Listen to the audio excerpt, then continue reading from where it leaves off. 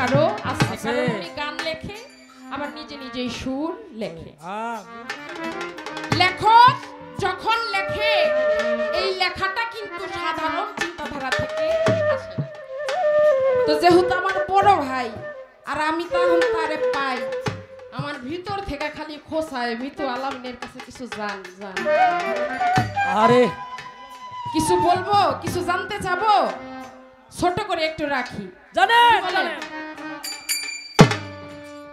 আমি কিন্তু যে কথাগুলো বলবো আমার কথাগুলো একটু শুনবেন। আমি জানি আপনারা কথা শুনেন না, আমি এই স্টেজ পরে আর কথা বলবো না।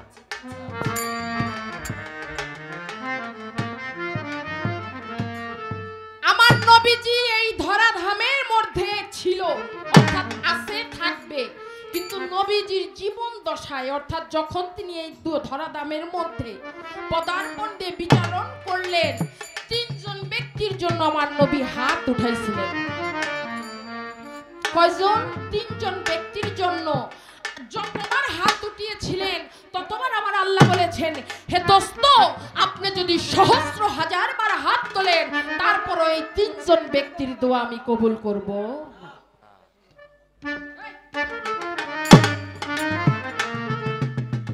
নবী রহমাতুল লিল আলামিন যদি সবার জন্য হয় তাহলে এই তিনজন ব্যক্তির জন্য নবী এই দুনিয়ার ধরাধামে আল্লাহর দরবারে হাত তুললেন। আল্লাহ বললেন, আপনি যদি সহস্র হাজার বারো তাদের জন্য হাত তোলেন আমি আপনার দোয়া কবুল করব না।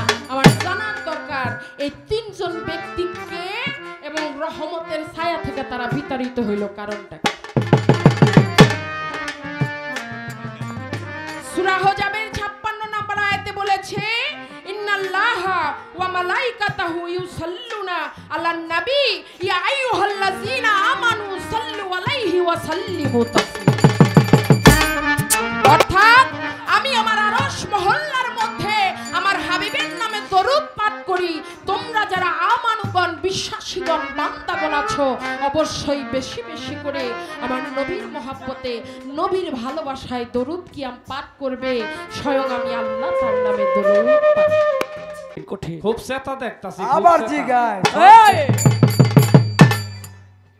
খাল কাইটা কুমির আনলাম নিয়ে এটাই চিন্তা করে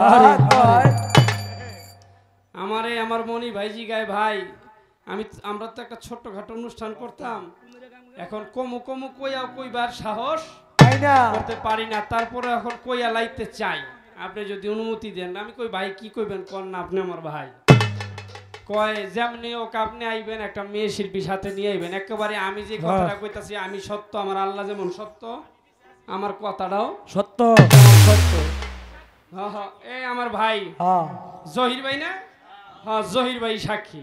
আমি সাথে সাথে কইলাম ভাই আমি আর শিল্পী এখন কারে নেই, নিলে আমার একটা বোন আছে নাম মিতু সরকার, এরই আনতে পারি কারণ ভালো গায়। আরে এখন আইন না দেখতাছি যেই হাল, বাবা রে বাবা কুমির কেটে খেলা ভালো তুই। আমি ভদ্র মানুষের মতো বন্ধন একটা গান গায়া বইয়া পড়লাম, এই ওইটাই যেমন একটা জালালি হাল। আরে বাবা রে বাবা ফায়েজ লই আইছে আবার লগে আমি তো একটা বাসিয়াল আনছি, আনসাইয়া দিই আরেক বাসিয়ালা, সেইটাও তো এই সম্পর্কে আমার মামু হয়। হ্যাঁ আবার না এটি আমার কাছে কম লাগতো না, আর বাড়ি কই বাহের বাড়ি কই শ্বশুর বাড়ি কই সব আমি জানি, কারণ আমি ছোট কাল থেকেই তাদের কাছ থেকেই মানুষ হয়েছিল। তো আয়া দেখি আমার আরেক মামু, হে মামু দেই বাসিল তো আরম্ভ করছে, এদিক দিয়ে আমার আরেক মাথা নষ্ট, এদিক দিয়ে বইন মনে করো বিসমিল্লাহ কইরা গানটা গাই আই আমারে একটা জাতা একবারে সিফাতা ধরছে। এখন আবার কর্তাপক্ষ পালা নির্ধারণ করে দিলেন, আমার দিলেন বড় পীর আব্দুল কাদের জিলানী রহমতুল্লাহ আলাইহি বাবাজানের তার গুণগান করার জন্য, আমাকে তার জীবন কাহিনী বলার জন্য, আমাকে ভূমিকা পালন করার জন্য আমাকে দিছে সেই দায়িত্বটা। আর আমার বোন যে আছে তারে তো দিছেই, যা দেওয়ার দিছে। এখন আমার বোন যে আটকা কইরা খাড়াই আমারে আটকা একটা প্রশ্ন করবো এটা তো আমি ভাবি নাই, খুব সেটা একটা প্রশ্ন কইরা ফেলাইছে। হিগে আনলাম কে গাইলো কি এখন আরে হ্যাঁ হিগে আনলাম কে করলো কি বইনে চিন্তা করো আল্লাহ হিগে আনলাম কি করতেছে এই খাল কাইটা কুমির আনলাম খালি এইটাই বাপ। আরে কুমির সাগরে ভাড়া তুইব একটা কথা আছে না খাল কাইটা কুমির আনছি, এমন হয়েছে বিষয়টা। থাক, সমস্যা নাই, দয়াল যদি সহায় থাকে ওইয়া কোনো সমস্যা নাই। জিলাপির যত পেঁচক সাবানির তলে পড়লে পেঁচ মেচ আর কিছু থাকে ভাই? না সব শেষ, কিছু থাকেনি, কিছু থাকে না, শেষ। সমস্যা নাই, চেষ্টা করব।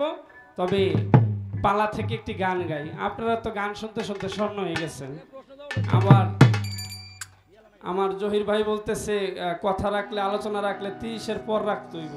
আমরা তো আজীবন হুইন নাই আইলাম। হ্যাঁ, এখন কই যে যাই, কি যে করি, কি যে গাই, মাথায় ধরতাছে না। তাও একটু আপনারা যদি থাকেন, দোয়া টোয়া করেন, সাহস করে একটু দাঁড়াইছি দেখি, বাদ বাকিটা মালিক জানে। আরে দয়াল রে, দয়াল ভরসা। জয় দয়াময়।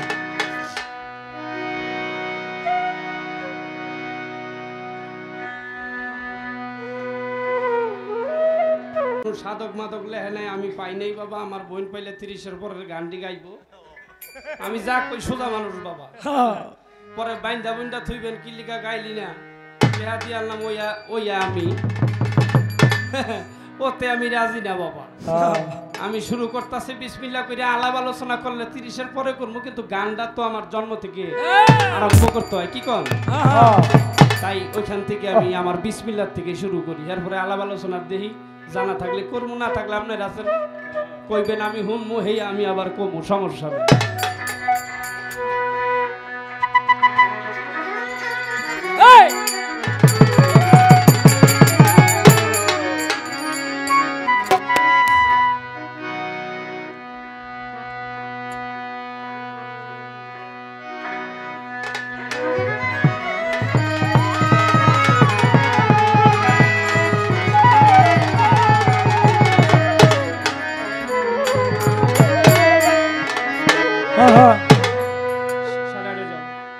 ওরে গর্ব থেকে মারা পীরে নারী যত্ন রক্ষা করে, গর্ব থেকে বড় পীরে নারী যত্ন রক্ষা করে, গর্ব থেকে মারা পীরে নারী যত্ন রক্ষা করে।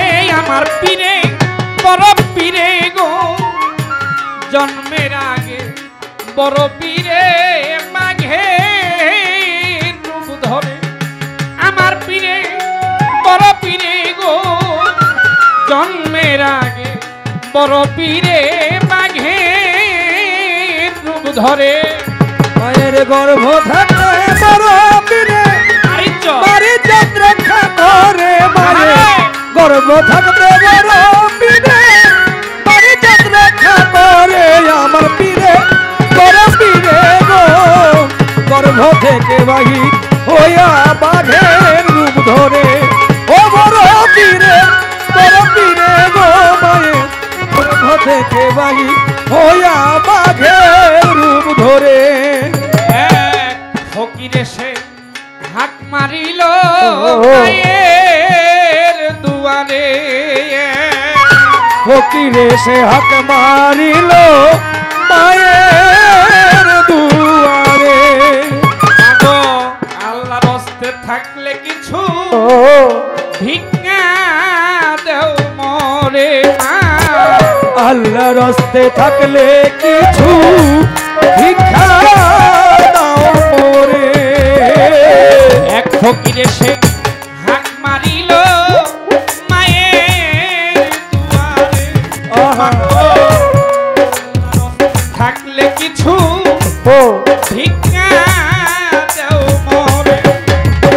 ওরে ফকির বেতার কথা শুনে মাই গেল চিন্তায় পড়ে, ফকির বেতার কথা শুনে মা গেল চিন্তায় পড়ে। ফকির বেতার কথা শুনে মাই গেল চিন্তায় পড়ে। আমার পীরে বড় পীরে গো, জন্মের আগে বড় পীরে বাঘের রূপ ধরে। ওই আমার বড় পীরে গো, জন্মের আগে বড় পীরে বাঘের রূপ ধরে। বড় পীরে গো, জন্মের আগে বড় পীরে বাঘের রূপ ধরে। মা জননী ছিল একা ঘরের ভিতরে আমার মা জননী ছিলেন একা ঘরের ভিতরে ভিক্ষা দিতে গেল মাই গো সরল অন্তরে হায় ভিক্ষা দিতে গেল মায়ের সরল অন্তরে হায় মা জননী ছিল একা ঘরের ভিতরে ভিক্ষা দিতে গেল মাই যে সরল অন্তরে ওরে ফকিরার মনে শয়তানি মাই না বুঝতে পারে ফকিরের মনে শয়তানি মায়ে না বুঝতে পারে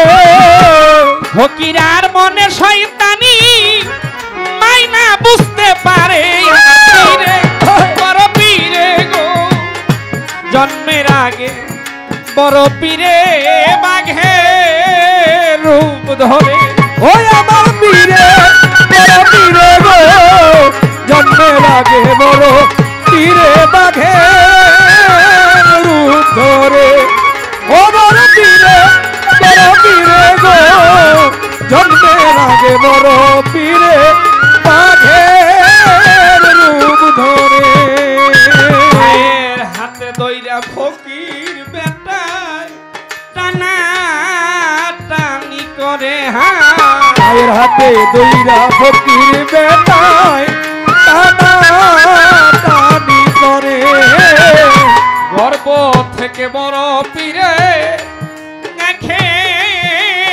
নজরে গর্ব থেকে বড় পীরে দেখে নজরে মায়ের হাতে ধইরে ফকির বেটায় ও নানা টানি করে গর্ব থেকে বড় পীরে দেখে নজরে ওরে ভণ্ড পীর নিতে চাই বাণিজ্য ধারণ করে ভণ্ড পীরে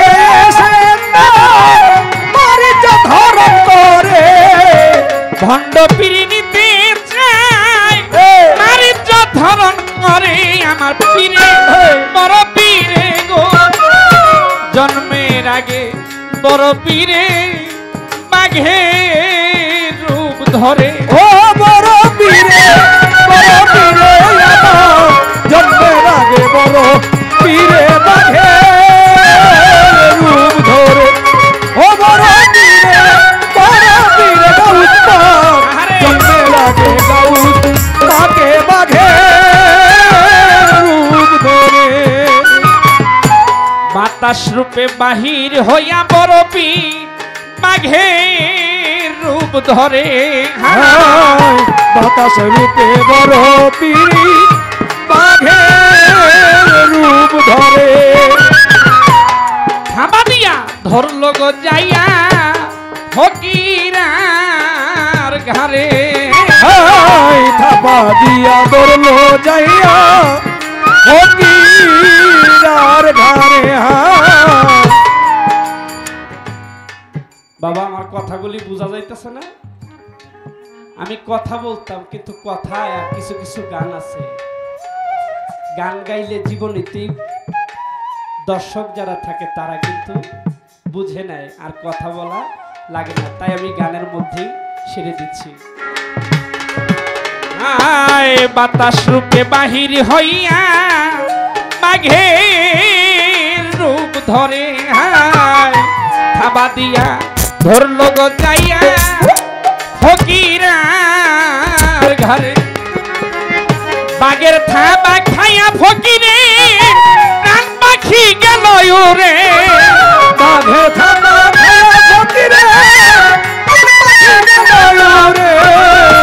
বাঘের থাবা খাইয়া ফকিরে প্রাণ পাখি গেল উড়ে আমার পীরে বড় পীরে গো জন্মের আগে বড় পীরে বাঘের রূপ ধরে ও বড় পীরে আমার জন্মের আগে বড় পীরে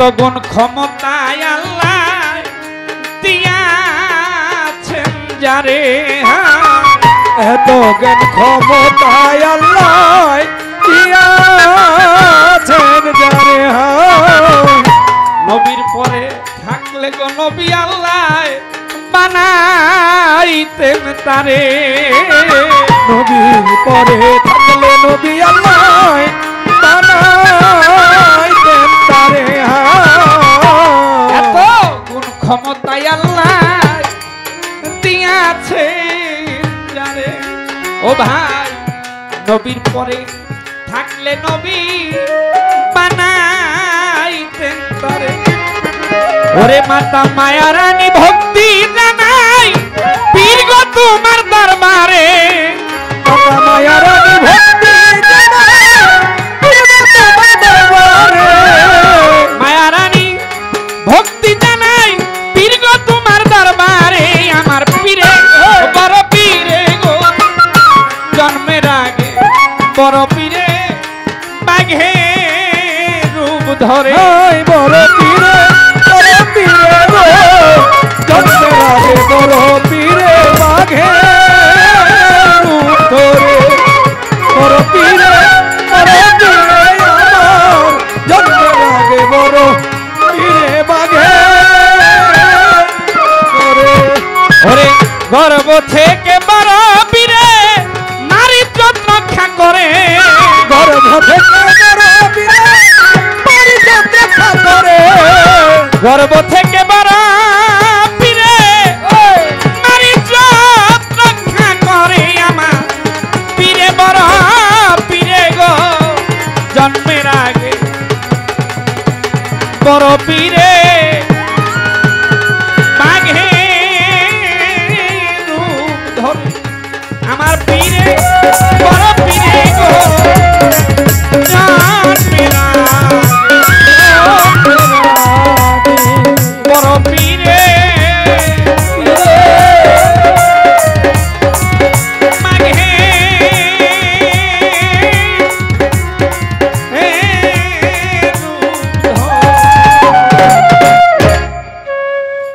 ইয়া রাসূলুল্লাহ আল্লাহ নবী নূরের নবী গো আপনি নবী আমার জীবনের জীবন হ্যাঁ এখন তার খটকা যে ভাই আপনি বললেন নবী রহমত আলিল আলামিন রহমত আলিল আলামিন মানে সবার জন্য রহমত স্বরূপ নাকি হ্যাঁ সবার জন্য রহমত স্বরূপ কিন্তু আমার আল্লাহ যাবার কইছে নবী আপনি যতই আপনি বলেন কিন্তু আমি তাদের কখনোই ক্ষমা করব না আমি তাদের জান্নাতে আসতে দিব না আপনি যাই বলেন তাহলে এখন মৃত্যু সরকারের খটকা হইল তাহলে নবী রহমত আলিল আলামিন হইল কেমনি হ্যাঁ না বোন নবী রহমত আলিল আলামিন হলো সবার জন্য তার মধ্যে একটা কথা আছে আপনার নমরুদ রে চিনেন না নাম বলছে কেউ তো দেখেন নাই চিনেন না তো ভুল কইলাম কেউ দেখেন নাই মনে হয় আমি তো দেখি নাই এই নমরুদের কথা আমার নবী যতই সুপারিশ করুক আমার আল্লাহ পাক কখনোই তাদের ক্ষমা করবেন না করবে না। এই এক আরেকটা হইল এই নবীর চাচা আবু জেহেল যে চিনেন না হ্যাঁ চিনবেন কইতে দেখেন নাই তো আমিও দেখি নাই বাবা এই চাচা আবু জাহেল এই হের কথাও কইব কিন্তু আমার আল্লাহ তারে মাফ করবো না এই যে হুদাহুদি খারাইয়া যে একটা প্রশ্নের 3টা উত্তর দেওয়ান লাগবো 2টা দিলাম একটা বই তুই দিবি হ্যাঁ খাইয়া না খাইয়া এই যে হঠাৎ করে একটা প্রশ্ন করলি আমারে আটকা ঠিক আছে আমি 2টা দিলাম বাবা সাহস কইরা বই তুই একটা দিয়া দিস কারণ এটা তো বুঝতে হইব প্রশ্নটা কেমন কেমন তবে আমি এখন একটি প্রশ্ন করব তার জীবনী থেকে থাকলে থাক না থাকলে নাই প্রশ্ন যে করবো উত্তর আছে এটা আমি জানি হ্যাঁ সব জানে আছে হ্যাঁ জানা বলতে উত্তর যে আছে সেইটা আমি জানি একটা করে প্রশ্ন থাক কি কোন আপনারা হ্যাঁ কারণ আপনারা আগের থেকে গান শুনতে শুনতে স্বর্ণ হয়ে গেছেন প্রশ্ন শুনতে শুনতে তো নিজেরই এক ধরনের শিল্পী বললেই চলে কি করে দেখবেন অনেক মানুষ শিল্পীর চাইতে বেশি গান জানে মুখস্থ হ্যাঁ দেখবেন শিল্পী গাইতে গাইতে যদি একটা কলি বা একটা লাইনে দেখ সেদিক জায়গা আছে আছে এরকম আমি দেখছি, আশপাশে থাকলে দূর বেড়া এই গানটা বেটা আমি জানি এই লাইনটা হয় না, এই দশটা ভুল গাইতেছে। হ্যাঁ এরকম হইয়া যায়। তো এই শিল্পী বানাই এমন লোক এখানে আছে বাবা। আর যেই জায়গায় আইছি আমি ছোটকালে কিছু সময় আমার এই জায়গায় গেছে, আমার এক মামা এখানে আসছিল, কে দেখছেন কে দেখেন নাই জানি না, সরকার বাড়ির শাহ আলম, ওই শাহ আলম সরকার। হ্যাঁ আমার মামা, ছোট থেকে আমি মামা ডাকি। হ্যাঁ আমি তার বাড়িতেও ছোটবেলা অনেক আসছি গেছি, মামা ডাকছি, তো আপন মামার চাইতে তার ভালোবাসাই বেশি পাইছি। সময় নেই যেহেতু আসছিল চলে গেছে। তো আমি চিনি এই এলাকার মানুষ কেমন হইতে পারে, আমার না চিনলেও একটু জানা আছে। এখন কথা হইল একটি প্রশ্ন তার কাছে রাখবো, আপনি বলবেন। আমার খাজা বাবার দেওয়া পাখির মাংস খাইয়া একজনের শাস্ত্রই ভুলে গেছিল। কঠিন প্রশ্ন। শাস্ত্র কয় না, দর্শন শাস্ত্র। আমার খাজা বাবার দেওয়া পাখির মাংস খাইয়া কথাকের মাথায় নিয়ে ভুলে গেলে ওই যে প্রশ্ন শুনতেও ভুল করলে জবাবও কিন্তু দিতে ভুলবো বাবা। আমার খাজা বাবার দেওয়া পাখির মাংস খাইয়া একজন ব্যক্তির দর্শন শাস্ত্র ভুলে গিয়েছিল, সেই ব্যক্তির নাম কি? ছোট্ট করে একটি প্রশ্ন প্রথম থাক, এই শাস্ত্র কই গিয়া যায় থাকে এটাও তো বুঝুন লাগবে কি? একটাই থাক বোন, কথাটাও তো আশা করি বুঝতে পারছেন। সেই ব্যক্তিটার নাম কি? আপনি ব্যক্তিটার নাম বলবেন, আর পাখির মাংসটা কেনই দিছিল, কাহিনীটা কি হয়েছিল। এত কর দরকার নাই, উত্তর কইলে পাইয়া যাবা।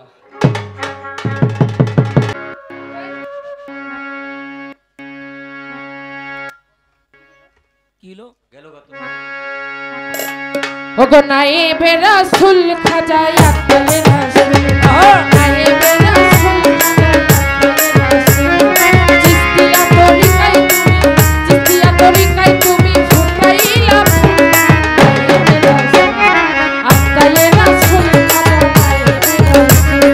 আব্দুল রাসূল খাজা ওরে চিস্তিয়া তরিকায় তুমি ফুটলে গোলাপ ফুল, চিস্তিয়া তরিকায় খাজা ফুটলে গোলাপ ফুল। আতায়ে রাসূল খাজা নায়েবে রাসূল, আতায়ে রাসূল খাজা নায়েবে রাসূল। ওগো হিন্দুস্তানের রাস্তা দিয়া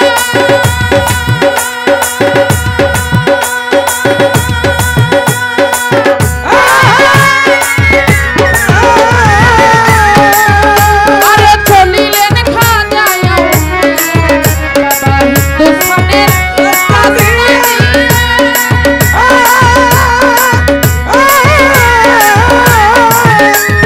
চলিলেন খাজা আউলিয়া, আরে হিন্দুস্তানের রাস্তা দিয়া ওরে চলিলেন খাজা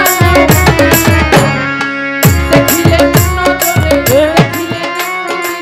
দেখিলেন নজরে দেখিলেন এক মন্দিরে পাথরের মন্দিরে ভক্তি দিয়া পূজা করে সামনে খাদ্য দিয়া আছে তারা ভক্তি দিয়া সামনে খাদ্য দিয়া আছে তারা ভক্তি দিয়া আল্লাহকে ভুলিয়া বানায়া পুতুল নাইবে রাসূল আল্লাহর রাসূল খাজা নাইবে ওরে আল্লাহর রাসূল খাজা নাইবে ওরে চিস্তিয়া তরিকায় তুমি ফুটলে গোলাপ ফুল, চিস্তিয়া তরিকায় খাজা ফুটলে গোলাপ ফুল।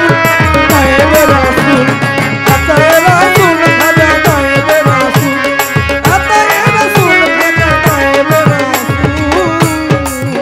আমার খাজা বাবা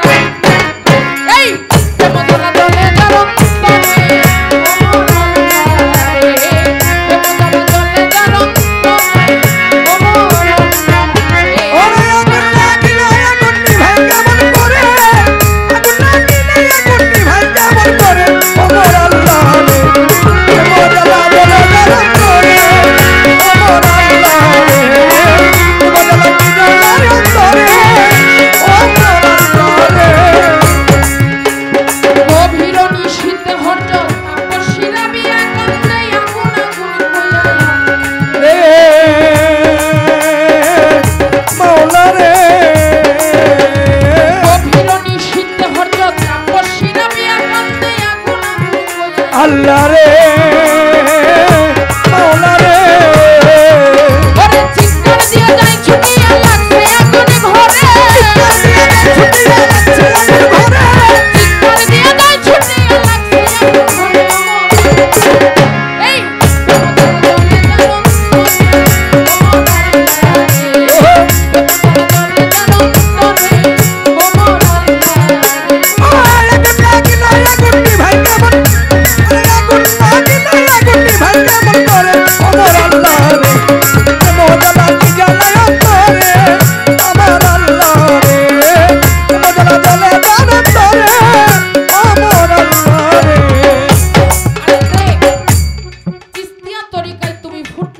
ফুল নাই বেরাসুল খাজা ইয়াত্তাই।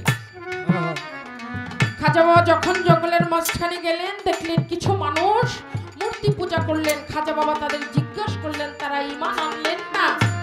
সেখান থেকে খাজা বাবা ওই মূর্তিটাকে ইশারা দিলেন। খাজা বাবা শাহাদাত আঙ্গুলি দিয়ে যখন মূর্তিটা ইশারা দিলেন, আমার খাজা বাবার সামনে গেলেন। খাজা বাবা বললেন, ওই মূর্তিটা বললেন, আমাকে ইসলাম ধর্ম শিখান, আমাকে কালেমা শিখান। খাজা বাবা তাকে কালেমা শিখাইলেন। সে মানুষ হইলেন, মানুষ রূপ ধারণ করে ইসলাম ধর্ম গ্রহণ করে সে একজন আউলিয়া হয়ে গেল। সুবহানাল্লাহ। কেন গানের কথাটা ছোট অংশে বললাম দেখেন, আমাকে একটি প্রশ্ন করেছেন আমার খাজা বাবা একদিন এক ব্যক্তিকে একটু পাখির মাংস খাওয়াইছে।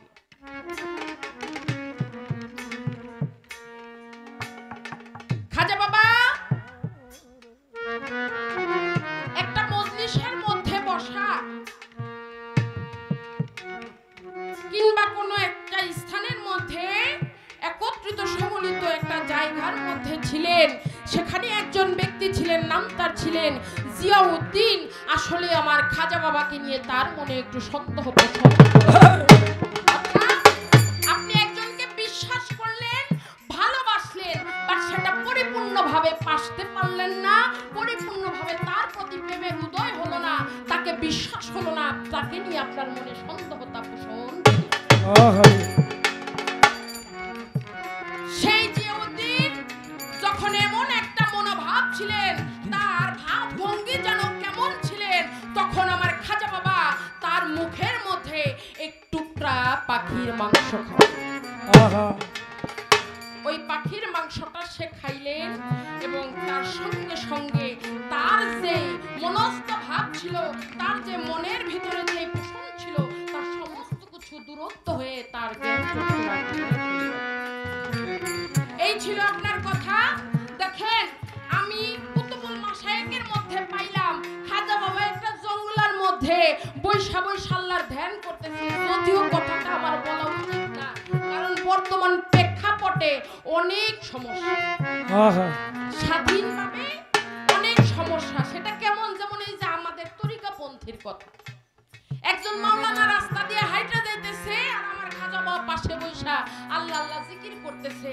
তখন ওই ওই ওই মাওলানা আমার খাজা বাবারে দেখে একটু ব্যঙ্গ করলো, যেটা আমি কুতুবুল মাশায়েখে পাইলাম। আহা, খাজা বাবাকে দেখে একটু মানে একটু টিটকারি করলো, একটু খাজা বাবাকে নিয়ে তার থাকে না যেটা হয়, যেমন রাস্তাঘাটে ফকির পাগল দেখে, আরে ফকির পাগল, আরে যেমন আমরা লেংটা বাবা বলি। একজনে দেখলে শুনবে, মানে বর্তমান তো অনলাইনের যুগ। এই যে কেউ যদি একটা পোস্ট করে, যাইতাছি সুলেমান শাহ লেংটা বাবার দরবারে, কই ও যে যাইতাছে লেংটার দরবারে, আরে এটা কিন্তু তার জ্ঞানের অভাব। কেন?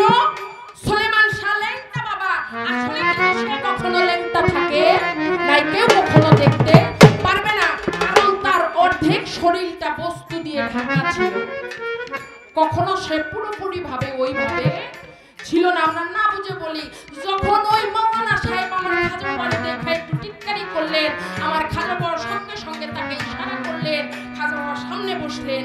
এই খাজা বাবার মুরগির মাংস রান্না করা ছিল তার পাশে, ওই মুরগির মাংসের একটা টুকরা ওই মাওলানাকে খাওয়ায় যখন দিলেন, সাথে সাথে আমার খাজা বাবার চরণে ভক্তি দিয়ে পড়ে বলেছিলেন, আমি ভুল করেছি, আমাকে ক্ষমা করেন, আমাকে ক্ষমা করে আপনার ধর্মের গ্রন্থের শিক্ষা আমাকে দেন, আপনার হাতে বায়াত গ্রহণ করেন, আমি আপনার হাতে বায়াত গ্রহণ করি।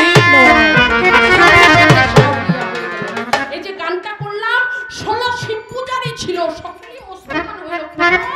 খাজা বাবা ছিলেন একজন মস্ত বড় আউলিয়া, যিনি ছিলেন মাদারজাত আউলিয়া, যিনি অসংখ্য কেরামত এই বিশ্বের মধ্যে দেখাই দিয়ে গেছেন।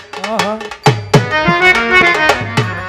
ওলি আল্লাহর গুণ কাহিনী বেশি কথা না বলি, আবার আপনারা বলবেন কথা বললে খারাপ লাগে। আচ্ছা, ফাঁকে ফাঁকে কই, কারণ যদি আবার আমার মতে বালা মুসিবত আয়া পড়ে, বালা মুসিবত আয়া পড়ে। ছোট করে একটা প্রশ্ন করি,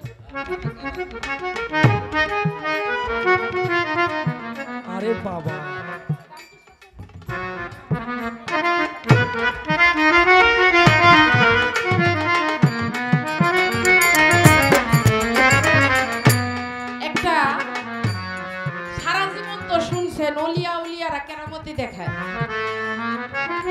শুনছেন না, অলিয়া উলিয়ারা কেরামতি দেখায়, এটাই তো সত্য, কারণ জীবনী পড়লে আমরা এইটাই পাই। আচ্ছা, আমার বড় পীরের ফুবু, হা হা হা আমার বড় পীরের ফুবু একদিন একটা কেরামতি দেখাইছিল। মারছে রে। গ্রামের মানুষজন গেছে, যাইয়া একেবারে খুব বিনয়, মানে তাদের একটা মূল সমস্যা, অনেক বড় একটা সমস্যা, কিন্তু এই সমস্যার সমাধান করতে পারে না। তখন বড় পীরের ফুবু একটা ঝাড়ু হাতে নিছিল। এটা কিন্তু জীবনী, আমার কথাটা কিন্তু জীবনী থেকে। বড় পীরের ফুবু একটা ঝাড়ু হাতে নিছিল। এই ঝাড়ু হাতে নিয়া তখন ওই যে গ্রামবাসীর একটা সমস্যা, ওই সমস্যাটা ওই ঝাড়ুর কারণে, ওই ঝাড়ুর মানে ওই ঝাড়ুটা নিয়ে তারপরে ওই কেরামতিটা দেখাইছিল এবং গ্রামবাসীর এলাকাবাসীর সমস্যাটা সমাধান করছিলেন আমার বড় পীরের ফুবু। আপনি বলবেন যে কিভাবে এটা সম্ভব হইল, কি সমস্যা বা কি একটা কেরামতি এই ঝাড়ুটার মাধ্যমে দেখাইছে। ছোট করে আপনার কাছে এই একটাই।